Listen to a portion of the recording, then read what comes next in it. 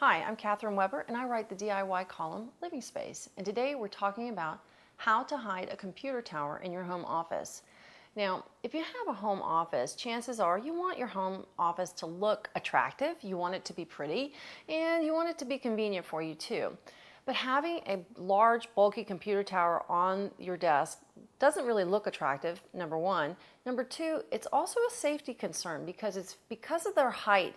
Computer towers have a tendency to kind of stick out like a sore thumb, and you have a chance of knocking it over or hurting it in some manner that because they're very tall and thin, and that's a very good possibility that they can fall over.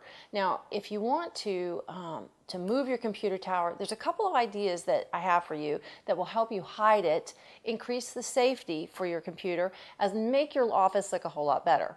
The first is you can turn your computer tower so that it goes behind the screen, and I'm going to show you how that looks so you can get a sense for yourself about the way the computer tower looks when it's behind the computer screen. You can also take the computer tower and you can put it down by your feet. When you put your computer tower down by your feet, put it up against the side of the desk. That way your feet aren't going to be likely to kick it when you move in. The other thing that you're doing is by keeping it in the desk open area underneath your desk, you're allowing air to circulate. That's one of the most important parts of a computer tower, is that it has to stay cool. If it doesn't run cool and it doesn't have enough air circulation, chances are it can overheat and malfunction.